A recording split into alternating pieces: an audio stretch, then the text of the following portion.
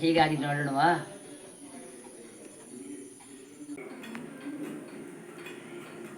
Hello ವೀಕ್ಷಕರೇ, ನಿಮಗೆ ಧನ್ಯ enjoy YouTube ಚಾನಲಿಗೆ ಸ್ವಾಗತ ಹಾಗೂ ಸುಸ್ವಾಗತ. ಇವತ್ತು ನಾನು ನಿಮಗೆ ಜಂಬು ನೇರಳೆಯ ಜ್ಯೂಸ್ ಮಾಡೋದು ಹೇಗೆ ಅಂತ ತೋರಿಸ್ತೇನೆ. ಈಗ ಜಂಬು ನೇರಳೆಯ ಸೀಸನ್ ಟೈಮು ನೋಡಿ. ಇಲ್ಲೇ ನಟ್ಟಂತಹ ನಮ್ಮ ತಂಗಿ ಮನೆ ಪುಣಚ ಮಂಡ್ಯದಲ್ಲಿ ನಮ್ಮ ತಂಗಿ ಮನೆ ಇರ್ತೇನೆ ನಾನೀಗ. ಇಲ್ಲೇ ನೆಟ್ಟಂತಹ ಗಿಡದಿಂದ ಜಂಬು ನೇರಳೆಯನ್ನು ಕಿತ್ತು ತಗೊಂಡು ಬಂದಿದ್ದೀವಿ. ನೋಡಿ ಎಷ್ಟು ಸುಂದರವಾದ, ಎಷ್ಟು ಅಂದವಾದ, ಎಷ್ಟು ಮಧುರವಾದ ಜಂಬು ನೇರಳೆ ಹಣ್ಣುಗಳು ನೋಡಿ. ಇದನ್ನು ಕಾಣುವಾಗಲೇ ಬಾಯಲ್ಲಿ ನೀರು ಇರುತ್ತೆ, ತಿನ್ನೋದಕ್ಕೂ ತುಂಬ ಮಧುರವಾಗಿದೆ ನೋಡಿ ಜಂಬು ನೇರಳೆ ಹಣ್ಣು. ಇದೀಗ ಇದರದ್ದು ಸೀಸನ್ ಟೈಮ್. ಮಾವಿನ ಹಣ್ಣು, ಹಲಸಿನಕಾಯಿ ಎಲ್ಲ ಇದ್ದ ಹಾಗೆ ಇದರದ್ದು ಸಹ ಈಗ ಸೀಸನ್ ಟೈಮ್ ಆಗಿದೆ. ಜಂಬು ನೇರಳೆದು ಸಹ ತುಂಬ ಬಲಿತಂತಹ ಜಂಬು ನೇರಳೆ ಹಣ್ಣುಗಳು ಗಿಡ ತುಂಬ ಇವೆ ನೋಡಿ. ಇಲ್ಲಿ ಗಿಡದಿಂದಲೇ ಆಯ್ದು ತಗೊಂಡು ಬಂದಿದ್ದೇನೆ. ಈ ಜಂಬು ನೇರಳೆ ಹಣ್ಣುಗಳನ್ನು ನಾನು ಈಗ ಚೆನ್ನಾಗಿ ಇದನ್ನು ವಾಶ್ ಮಾಡಿ ಆಮೇಲೆ ಇದನ್ನು ಜ್ಯೂಸ್ ಮಾಡೋದು ಹೇಗೆ ಅಂತ ನಿಮಗೆ ತೋರಿಸಲಿಕ್ಕಿದ್ದೇನೆ. ಈಗ ಫಸ್ಟಿಗೆ ಇದನ್ನು ನೀರು ಚೆನ್ನಾಗಿ ವಾಶ್ ಮಾಡ್ಕೊಂಡು ಬರ್ತೇನೆ.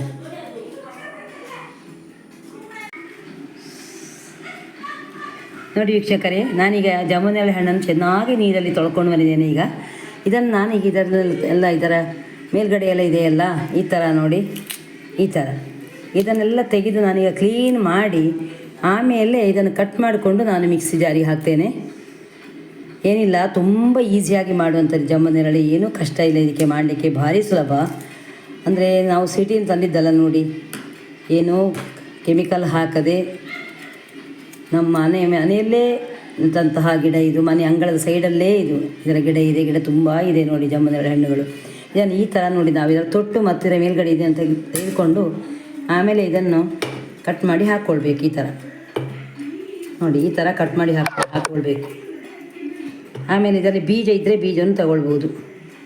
ಇದರ ಮೇಲ್ಬದಿಯಿಂದ ನೋಡಿ ಈ ಥರ ತಗೊಳ್ಬೇಕು. ಈ ಥರ ಮೇಲ್ಗಡೆಯಿಂದ ಈ ಥರ ತೆಗೆದು ಆಮೇಲೆ ಮೇಲ್ಬದಿಯನ್ನು ಸ್ವಲ್ಪ ಹೀಗೆ ಕಟ್ ಮಾಡಿ ಆಮೇಲೆ ಇದರ ತೊಟ್ಟಿದೆಯಲ್ಲ, ತೊಟ್ಟನ್ನು ಸಹ ಕಟ್ ಮಾಡಿ ಆಮೇಲೆ ಸಣ್ಣ ಸಣ್ಣ ಹೋಳುಗಳನ್ನಾಗಿ ಮಾಡಿಕೊಳ್ಬೇಕು. ಈಗ ನಾನು ಜಂಬು ನೇರಳೆ ಹಣ್ಣನ್ನೆಲ್ಲ ನಾನು ಅದನ್ನು ಪೀಸ್ಗಳಾಗಿ ಮಾಡಿ ಇಟ್ಟುಕೊಂಡಿದ್ದೇನೆ. ಚೆನ್ನಾಗಿ ಅದನ್ನು ವಾಶ್ ಮಾಡಿ ಅದರ ತೊಟ್ಟು ಆಮೇಲೆ ಮೇಲಿನ ಒಂದು ದಳದ ಥರ ಇರುತ್ತೆ ನೋಡಿ, ಅದೆಲ್ಲ ಹಾಕಿದರೆ ಸ್ವಲ್ಪ ಕದರಾಗಲಿಕ್ಕೂ ಸಾಕು. ಅದನ್ನೆಲ್ಲ ತೆಗೆದು ಕಟ್ ಮಾಡಿ ಇಟ್ಟುಕೊಂಡಿದ್ದೇನೆ. ಇದನ್ನೆಲ್ಲ ನಾನೀಗ ಮಿಕ್ಸಿ ಜಾರಿಗೆ ಹಾಕ್ತಾ ಇದ್ದೇನೆ ನೋಡಿ. ಈ ಥರ ಮಿಕ್ಸಿ ಜಾರಿಗೆ ಹಾಕಿಕೊಂಡು ಇದನ್ನು ನಾವು ನುಣ್ಣಗೆ ರುಬ್ಬಬೇಕು. ಇದು ನುಣ್ಣಗೆ ರುಬ್ಬಿ ಆಮೇಲೆ ಅದಕ್ಕೆ ಸಕ್ಕರೆ ಆ್ಯಡ್ ಮಾಡಬೇಕು. ಸಕ್ಕರೆ ಒಂದು ಅಂದಾಜಿಗೆ ಹಾಕೋದು ನಾವು. ನಮಗೆ ಜಾಸ್ತಿ ಸಿಹಿ ಬೇಕು ಅಂತಿದ್ರೆ ಸ್ವಲ್ಪ ಜಾಸ್ತಿ ಹಾಕ್ಕೊಳ್ಬೋದು, ಇಲ್ಲ ಇದ್ದರೆ ಸ್ವಲ್ಪ ಲೈಟ್ ಸಿಹಿ ಆಗುವಷ್ಟು ಹಾಕಿಕೊಂಡ್ರೆ ಸಾಕು. ಈಗ ನೋಡಿ, ಇಷ್ಟು ಜಂಬು ನೇರಳೆ ಇದೆ ನೋಡಿ. ನಾನೀಗ ಜಂಬು ನೇರಳೆ ನೀರು ಇದನ್ನು ಹಾಗೆ ರುಬ್ತೇನೆ ಫಸ್ಟಿಗೆ.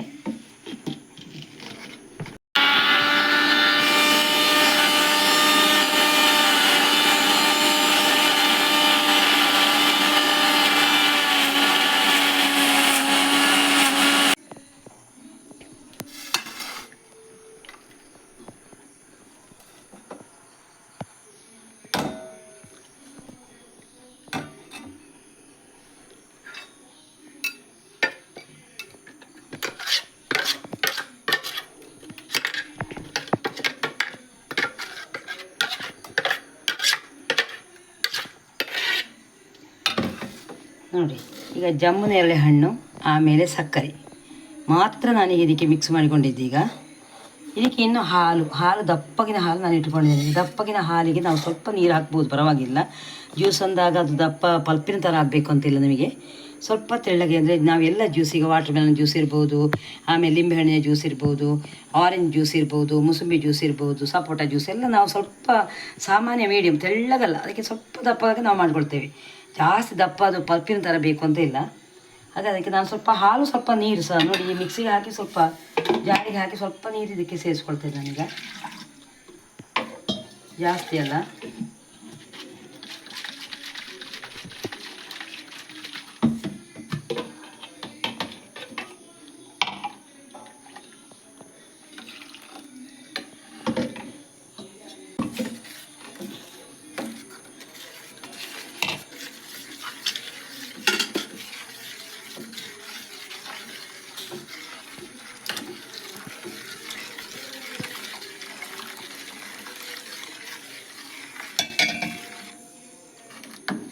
ನೋಡಿ ಎಷ್ಟು ದಪ್ಪಗಾಗಿ ಬಂದಿದೆ ನೋಡಿ ಜ್ಯೂಸ್.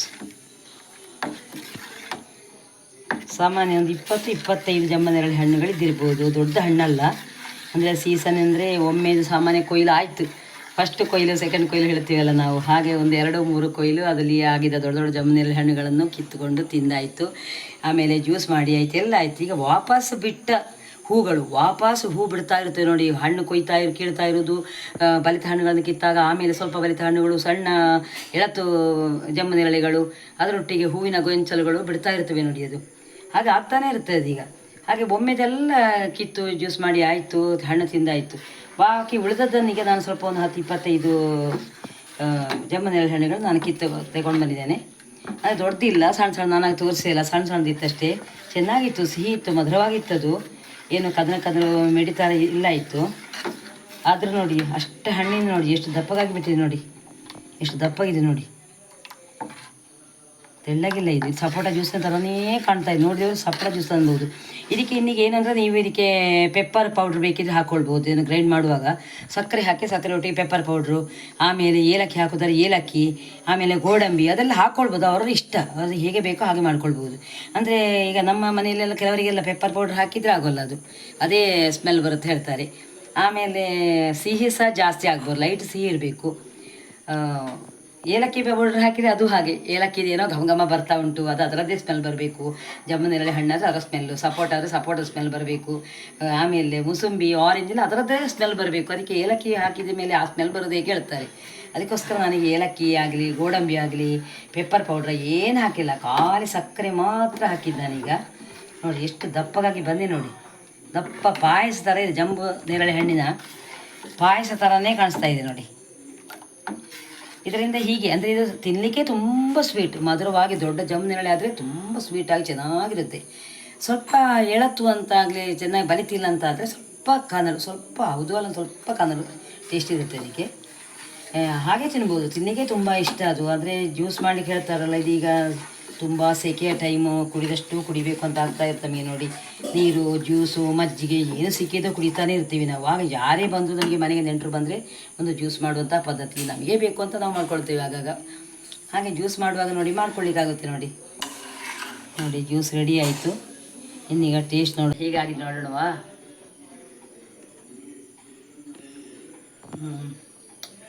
ಚೆನ್ನಾಗಿದೆ, ತುಂಬ ಚೆನ್ನಾಗಿದೆ, ಸ್ವೀಟ್ ಆಗಿದೆ. ಏಲಕ್ಕಿ ಪೌಡ್ರ್ ಹಾಕಿದರೆ ಏಲಕ್ಕಿ ಪೌಡ್ರನ್ನ ಘಮ ಪರಿಮಳ ಬರ್ಬೋದು. ಆಮೇಲೆ ಸ್ವಲ್ಪ ಗೋಡಂಬಿಯನ್ನು ಫ್ರೈ ಮಾಡಿ ಹಾಕ್ಕೊಂಡ್ರೆ, ಗ್ರೈಂಡ್ ಮಾಡುವ ಹಾಕ್ಕೊಂಡ್ರೆ ಆ ಗೋಡಂಬಿ ಪರಿಮಳ.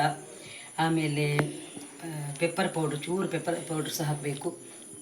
ಏನೇ ತೊಂದರೆ ಆಗೋದಿಲ್ಲ ಅಷ್ಟೇ. ಇಂತಹ ಫ್ರೂಟ್ಸ್ಗಳನ್ನೆಲ್ಲ ನಾವು ಜ್ಯೂಸ್ ಮಾಡಿಕೊಂಡಾಗ ಕೆಲವರಿಗೆ ಗ್ಯಾಸ್ಟ್ರಿಕ್ಸ್ ಆಗೋದು, ಜಾಸ್ತಿ ಕುಡಿದ್ಬಿಟ್ರೆ ಏನು ಹೊಟ್ಟೆ ಈ ಥರ ಆಗುತ್ತೆ, ತುಂಬಿ ಥರ ಆಗ್ತದೆ ಎಲ್ಲ ಹೇಳ್ತಾರಲ್ಲ. ಅದಕ್ಕೆ ಮೊದಲೇ ನಾವು ಏನು ಮಾಡಬೇಕು ಅಂದರೆ ಸ್ವಲ್ಪ ಪೆಪ್ಪರ್ ಪೌಡರ್, ಏಲಕ್ಕಿ ಇಂಥದ್ದನ್ನು ಹಾಕಿಕೊಂಡು ನಾವು ಮಾಡಿದರೆ, ಜೀರಿಗೆ, ಏಲಕ್ಕಿ ಪೌಡರು, ಪೆಪ್ಪರ್ ಪೌಡರು ಇದೆಲ್ಲ ಹಾಕಿದರೆ ಅಂತಹ ಸಂದರ್ಭಗಳೇ ನಮಗೆ ಬರೋದಿಲ್ಲ. ಆರೋಗ್ಯ ಪಾಲನೆಗೋಸ್ಕರ ಹಾಕ್ತಾಯಿದ್ದೀವಿ ಅಷ್ಟೇ. ತುಂಬ ಚೆನ್ನಾಗಿದೆ, ನೀವು ಸಹ ಮಾಡಿ ನೋಡಿ. ನಿಮ್ಮ ಅನಿಸಿಕೆಗಳನ್ನ ನಮ್ಮೊಂದಿಗೆ ಹಂಚಿಕೊಳ್ಳಿ. ಧನ್ಯವಾದಗಳು.